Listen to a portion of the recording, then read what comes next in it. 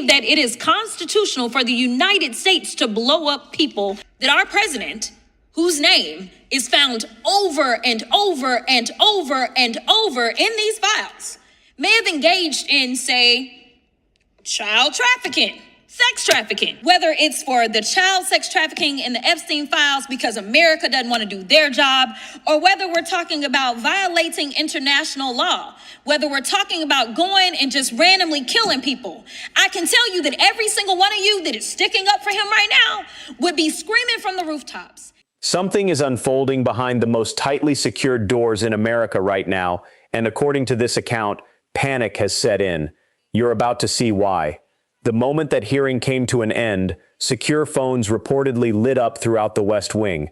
Aides were rushed into locked offices behind closed doors. One insider described the atmosphere with a single word: meltdown.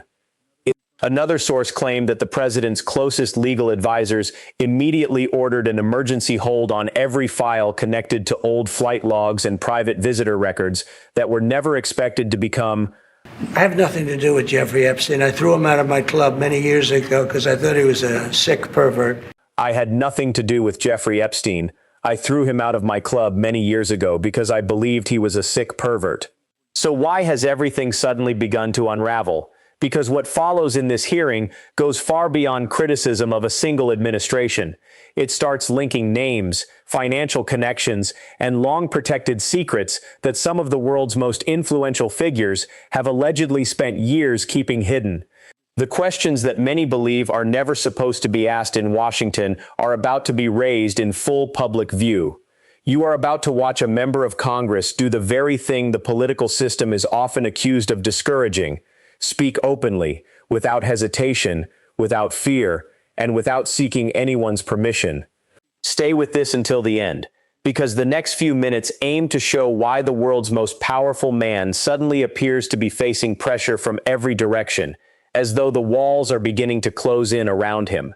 I'm going to start with Tupac. We're going to start with the fact that Tupac famously said, for those of you that didn't necessarily listen to rap, that we've got money for war, but we can't feed the poor. And the reason that I bring this up is for two reasons. Number one, in order to get Maduro, the estimated cost is $3 billion.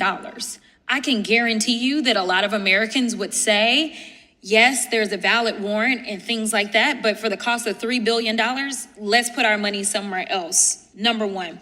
Number two, Professor, you talked about the fact that if there wasn't the loss of life as it relates to our service members, or if this was just kind of quick boots on the ground for a second, then it wasn't war. So just answer this question for me. Would you consider what is taking place currently in the Middle East a war, because we continue to have our sons and daughters returned in caskets to the United States? That's a yes or no? No, the analysis for Iran is different.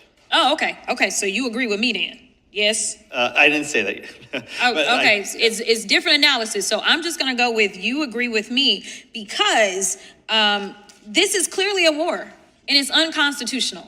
That is the bottom line. And frankly, as it relates to Venezuela, I think that we still will have some time to determine exactly how bad it is.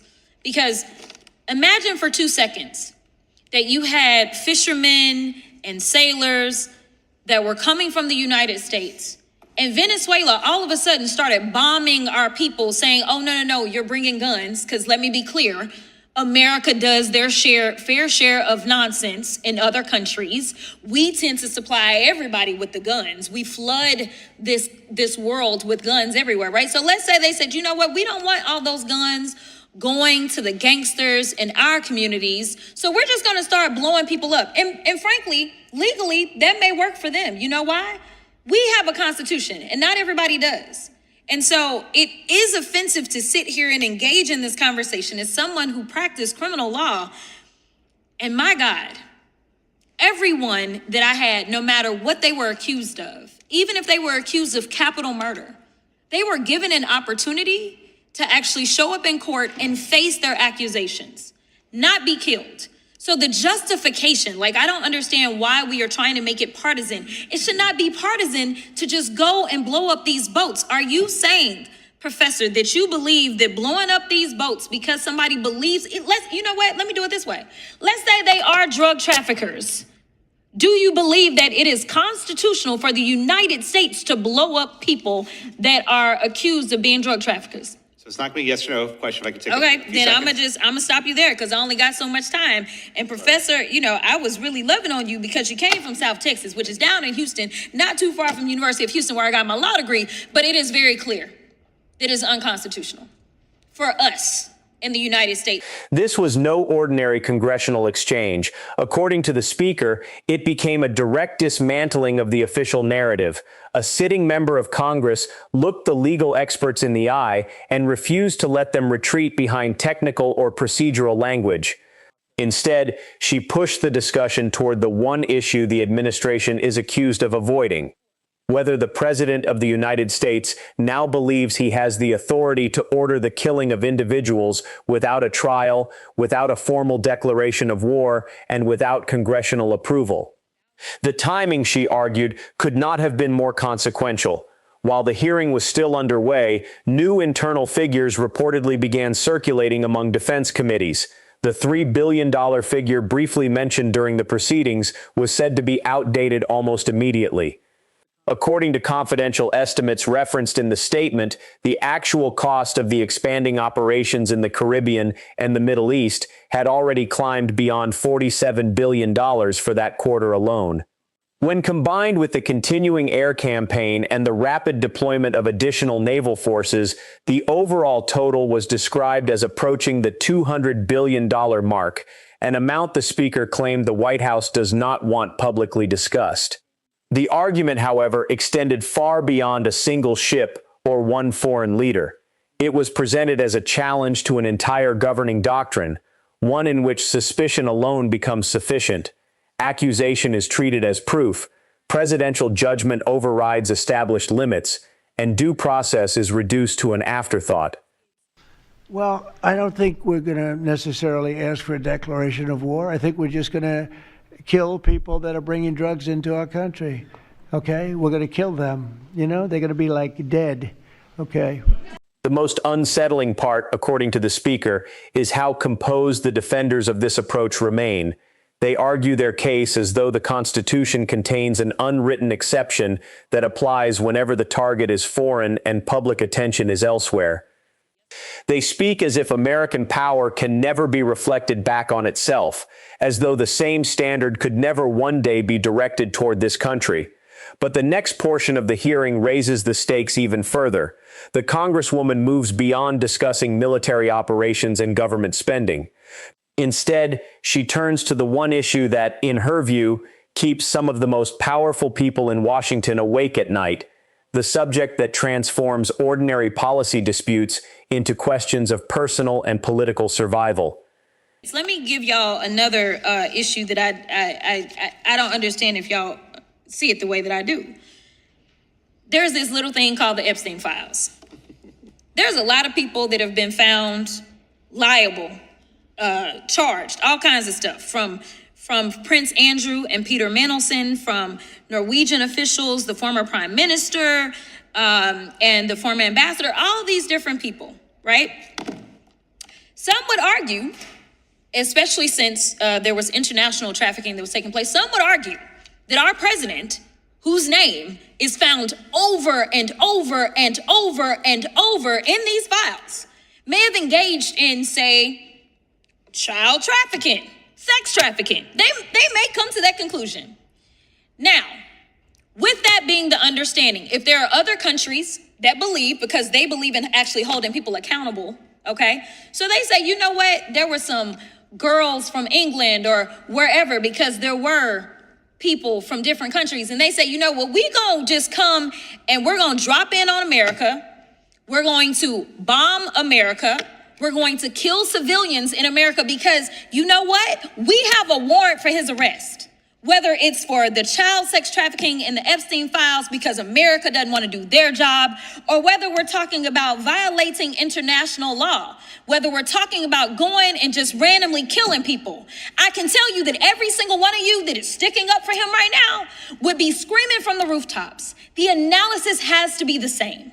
I am so offended that I am still paying my daggone student loans for law school, and it seems like none of it matters nowadays, because seemingly what we do is we twist the law to justify. The analysis is the same. If you would be outraged if they came and bombed our country to go after him, to arrest him, if you're listening, that I don't know if people are doing this. But if they decided to do that because of the Epstein files or because of violating international law, you all would be against it. So we should be against it right now. Thank you, all you. This was the most pointed and arguably the most consequential moment of the entire hearing. Crockett never directly accused Trump of committing a crime. Instead, she chose her words carefully, framing the issue as a hypothetical. She suggested that some people could ultimately reach that conclusion, making it a logical test of the administration's position rather than a formal allegation. Even so, the argument landed with greater force than many direct accusations. Crockett took the very doctrine the administration has been relying on, the claimed authority to carry out strikes against individuals it identifies as criminals abroad without a trial, extradition, or publicly presented evidence, and reversed the logic. She argued that if such a standard is considered acceptable, then another nation could claim the same authority over an American citizen, including the President of the United States. To support her point, she referenced well-known figures whose names have been connected to investigations involving Jeffrey Epstein under international scrutiny, including Prince Andrew, a former Norwegian prime minister, ambassadors, and other officials who have faced formal investigations. These, she noted, are documented matters that have been publicly reported for years. Crockett's central question was both simple and striking. If other countries conclude that justice was never fully carried out in the United States, does the same preemptive reasoning used by the U.S. give those nations the authority to act on their own? Under international law, military action against a sovereign state without authorization from the United Nations Security Council is widely regarded as a serious violation, regardless of the stated justification. That was the contradiction Crockett sought to bring into the open. If it would be unacceptable for another country to launch military action against the United States over those files, she argued, then it is equally unacceptable for the United States to claim that authority over others. The significance of that point was immediately apparent to those in the room. According to the narrative, the White House recognized it as well, and within hours, legal teams were said to have shifted into crisis mode. We have some good allies there. We have some great Middle Eastern countries there, Israel there. So we did it for a lot of reasons.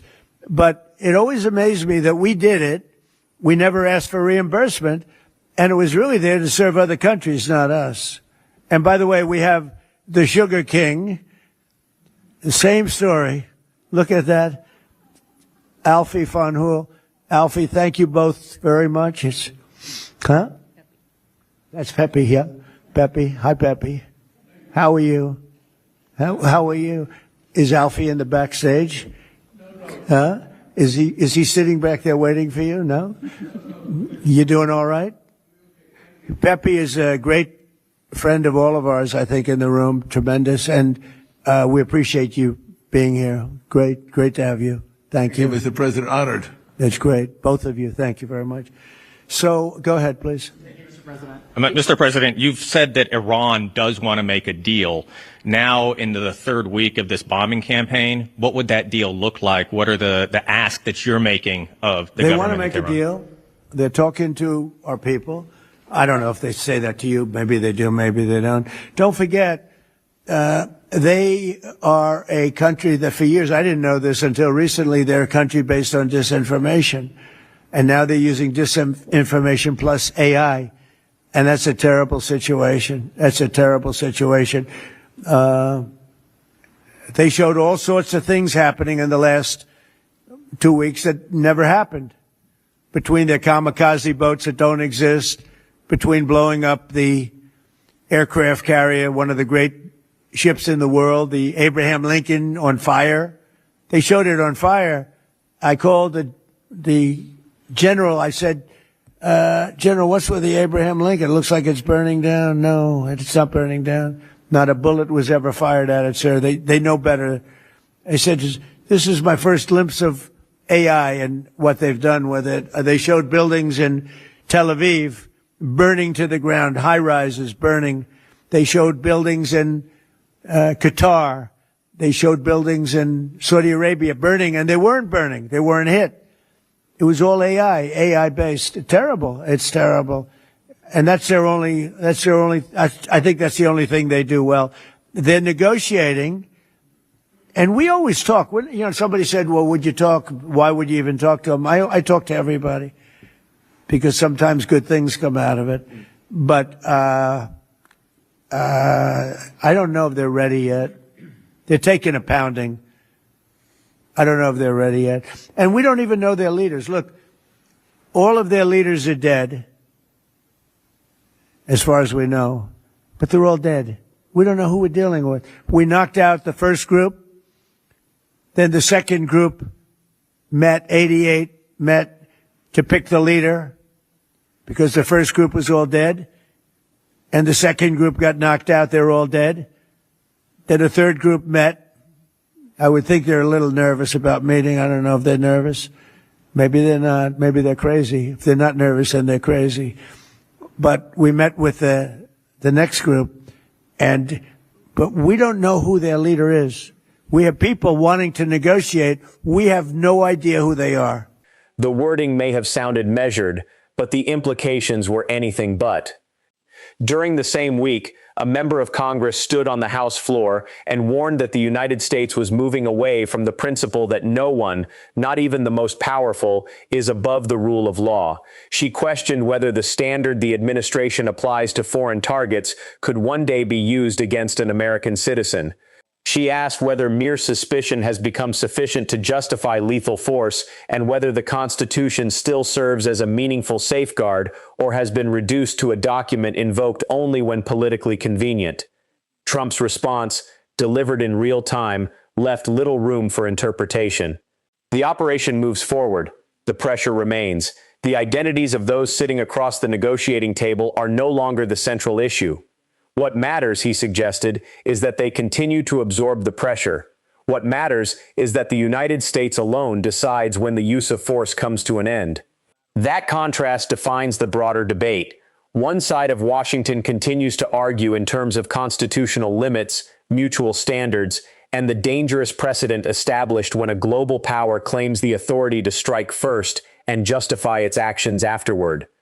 The other side speaks in the language of capability alone. We can reach them, we can remove their leadership, and we can continue until someone else emerges who is prepared to accept our terms. In that view, the moral and legal framework that once distinguished the United States from the governments it criticized is increasingly being treated as optional. The financial scale of these operations makes the contradiction even more difficult to overlook. The public hears isolated figures, $3 billion here, additional deployments there, but internal estimates discussing the expanding operations involving Venezuela, the Caribbean, and the escalating campaign against Iran are reportedly approaching $200 billion in total costs. That number is presented not as symbolism but as a real estimate. It exceeds the federal government's annual education budget, yet it is being spent without a formal declaration of war, without a new authorization for the use of military force, and with only limited congressional consultation. According to the argument presented, the same administration that promotes a rules-based international order is approving expenditures and military actions that those very rules were intended to restrain. Jasmine Crockett did not create that contradiction, she argued. She simply refused to ignore it. By placing the Epstein files into the same discussion as remote military operations, she forced attention onto a question that many in Washington would rather avoid. If the United States insists that certain individuals deserve due process, reliable evidence, and the opportunity to answer accusations in court, then on what moral basis can it deny those same protections to others? If the only answer is that America possesses enough power to enforce a different standard for itself, then, according to her argument, its claim to moral leadership begins to erode. Power may remain, but legitimacy does not. In that context, the reaction that followed her remarks was presented as something far more serious than political theater. Emergency legal meetings are not typically called because of routine political criticism. Secure communication systems are not locked down over an ordinary speech on the House floor. According to this account, the response itself suggested that Crockett's remarks had struck a sensitive nerve. The hypothetical she presented carried weight because it turned the administration's own reasoning back on itself. If preemptive lethal force is considered acceptable whenever the United States determines that a foreign individual is a criminal, then rejecting the same reasoning when applied by another nation that believes justice has been denied becomes far more difficult as a matter of principle. International law continues to prohibit the unilateral use of force against a sovereign state, and that restriction exists for a reason. Once powerful nations begin treating that principle as optional, its ability to protect anyone is fundamentally weakened. The same is true of constitutional and international safeguards. Once those limits are set aside, restoring them is rarely simple. Americans are now being presented with a choice that, according to the speaker, can no longer be postponed because of partisan loyalty. Either the legal standards that protect citizens and restrain government continue to apply even when they become politically inconvenient, or those standards have become selective instruments rather than binding rules. Crockett argued that this selectivity is already visible. Trump's own remarks, she suggested, indicate that it is now being openly embraced. The cameras captured both perspectives within the same news cycle. One elected official argued that the legal analysis should remain the same regardless of who holds power. Another described a world in which the exercise of power has already replaced legal analysis. The distance between those two positions, the speaker argued, reflects how far the current moment has drifted from the principles the United States continues to claim as its foundation. This debate is no longer about a single ship, one foreign leader, or one collection of flight logs. It is about whether the world's most powerful nation still believes that the rule of law places limits on the powerful as well as the powerless. The public record now contains both the warning and the response. What happens next will determine which of those two visions ultimately shapes the country's direction. If this analysis gave you a new perspective, don't keep it to yourself. Leave a comment below and let me know where you stand. Are you concerned about what you see as a double standard, or do you believe national power alone is sufficient? I read every comment. And if you want more in-depth, unfiltered analysis like this, be sure to subscribe and turn on notifications so you never miss the next video. Your support is what makes this coverage possible.